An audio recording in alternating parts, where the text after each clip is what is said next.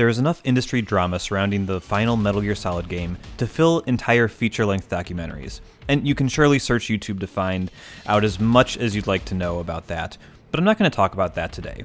Today, I simply want to talk about a few of the aspects of this game that make it one of my all-time favorites. Let's take a look at the beautiful mess that is Metal Gear Solid 5: The Phantom Pain.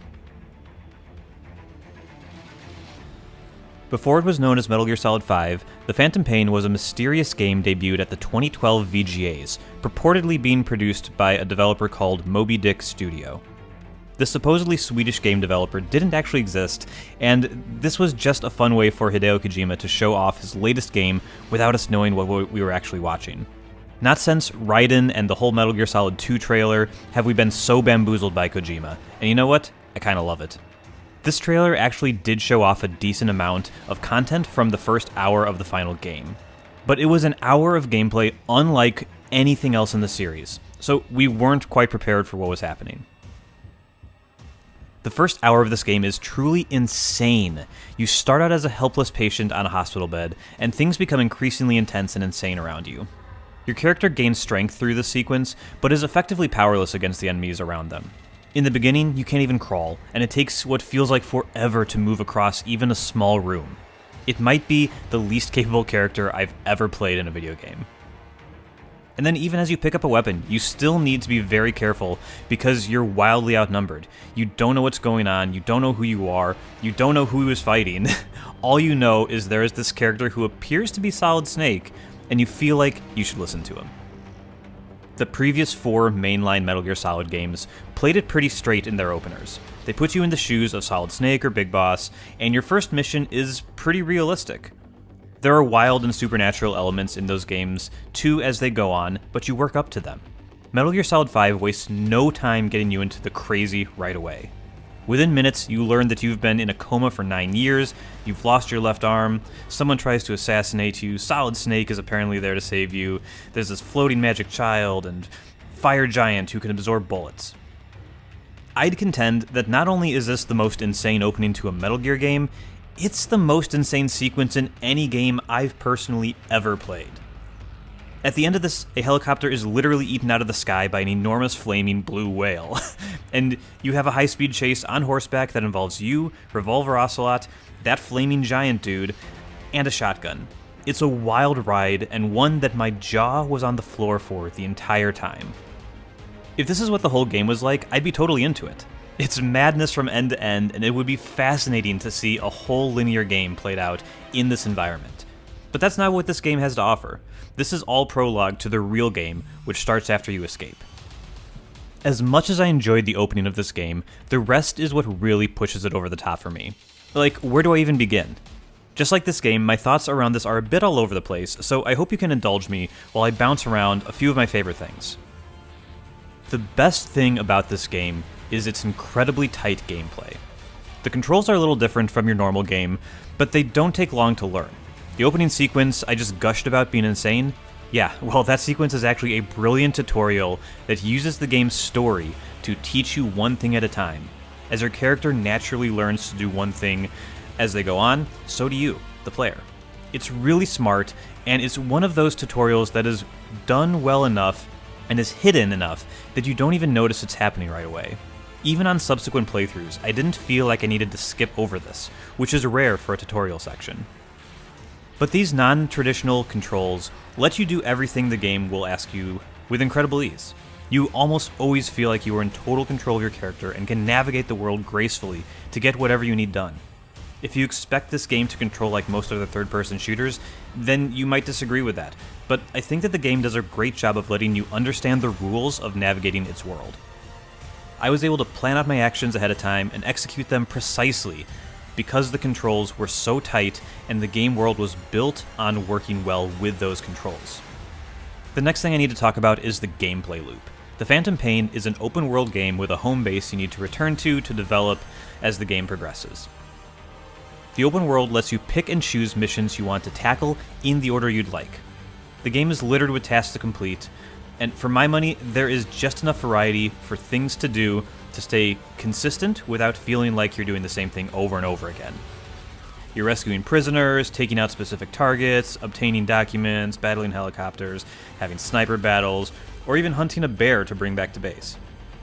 I just always felt like I could find something interesting to do in the side missions, and if not, I could just play a mission to advance the main plot. The game really fills you with a sense of control when you're out there on these missions too. If your job is to take out a skilled soldier, you can scope out the encampment he's in to try and find him from afar, sneak into the area, and take him out without alerting anyone else. Or you could sneak in and kidnap him so he switches to your side. Or you could even just find the encampment, call an airstrike from a mile away, and hope that it takes him out. Maybe it's a moving target, and you can choose to go to where it is now, or catch it in transit when it's more isolated. Maybe you snipe that moving target from a remote hill, or you place C4 on the road where you think it's going to stop dead in its tracks. And with all those options, you can usually take each one of them several different ways. Approaching from the north or south, or different times of day, can make a big difference in the outcome, depending on the strategy you go with. I became fond of scoping out an area, seeing what I needed to do, and then, if the time was right, waiting for a sandstorm to blow through so I could just run around without anyone hearing or seeing me. By the time the sand cleared, I tried to be totally out of there, and the guards would yell back and forth to each other about how something just happened, but they don't know what. Meanwhile, I'm halfway over the next hill, my target already eliminated, I'm on my way back to the chopper. I mentioned you could kidnap the target in that last example, and that plays into the army that you're building the entire game. In this game, you're effectively the leader of a private army, and the only way to get people on your team is to steal them from the game world. They obviously need to be alive for you to do this, so it incentivizes you to use non-lethal weaponry, unless you really have to. Oh, and the Fulton balloons that you use to take things back to base is one of the silliest, greatest items in any video game. How does it work? Don't worry about it, it just does. These soldiers you're capturing not only make you feel good, but they have a direct impact on what you are able to do in the game. Your item progression is intimately tied to how many recruits you have back at base and how good those recruits are, so you need to save as many people as possible to progress faster. It's almost always easier to kill people than to incapacitate them in this game, but this mechanic forces you to take a more measured approach and lets the game really shine since you're doing things how the developers want, even if you technically have freedom to do whatever you want. We're getting a little past what I wanted to discuss today, but these soldiers all have different skills, and they feed into the game's economy. Soldiers help you research new technology that you can use to upgrade your weapons. They help you process raw materials you gather from the open world so it can be used to produce those weapons. And you can send them out to perform operations that earn you money and other rewards while you're off doing your own thing. It sounds complicated, and it kind of is, but the game lets you take a very hands-off approach to this if you don't want to obsess over everything. All of this happens automatically, and you can tweak things if you want to dig in. One element of this economy is that you can grow your home base, which is a dead ringer for anyone who has played Metal Gear Solid 2, but it looks really satisfying to just sit out the door of your helicopter as you're flying away and look upon the ever-growing size of your rig. And even smaller parts of the game are considered to try to make sure you never get bored. Little things like putting a bunch of plants you can collect near landing zones so that if you call in a chopper and get there before it does, you have something to do while you wait for it. Or like how you need to cover a long distance between objectives, and they'll put a small outpost in your way that you can capture along your way to the real objective. Or you can be running confidently down a road and suddenly a truck full of baddies turns the corner, and you go from safe to stealth mode in a moment. I just find myself wanting to knock out one more objective before putting the controller down. The next research project is just a few crew members shy of being possible, or the next side quest is just over the next hill, or whatever. I feel like I could just play this thing forever and not get bored. I've gone this far, and I haven't said much about the story beyond how insane the opening hour is, and I think that's in line with how much the story matters to me in this game. The story is not incredibly compelling, and is told in a way that's very different from the other games in the series. As a lifelong fan of Metal Gear, I would be lying if I said I missed that storytelling, but I honestly never think about it while I'm playing the game itself. It's only after when I reflect on it. Skullface is a cool new villain, and there are some fights with Metal Gears that are really fun, but the rest of the characters are not as well defined. I also cringe every time there's a scene with Quiet, as she is scantily clad for no good reason and is the most blatant example of, like, a quote, sexy female video game character I've seen in a long time, and the camera work in scenes with her feels like it's being directed by a 13-year-old boy. There is a narrative reason for the outfit, but it's clearly an example of the plot being written to justify the costume, not the other way around. It's a shame too, because Kojima has had many excellent female characters in the series before. It's just a very weird choice, and one that it just puts a sour taste in my mouth whenever I see it. On a more positive note, the camera work in the cutscenes this game does have is truly amazing. They're energetic and are a perfect mix of realistic handheld style shots that seamlessly transition into physically improbable swoops and spins that capture the action wonderfully. Kojima has a real knack for directing video game cutscenes, and he's in fine form in this title.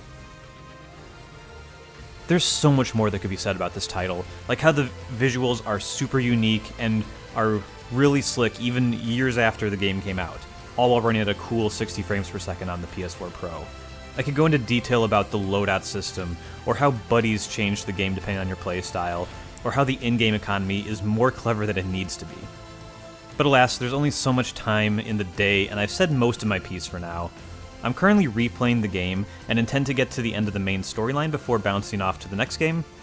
I just find so much pure joy in this game that I needed to talk about it for a little, so thank you so much for watching, and please subscribe, like, all that good stuff, and I will see you here next time, maybe about more Metal Gear, maybe about the next game that I go back to play.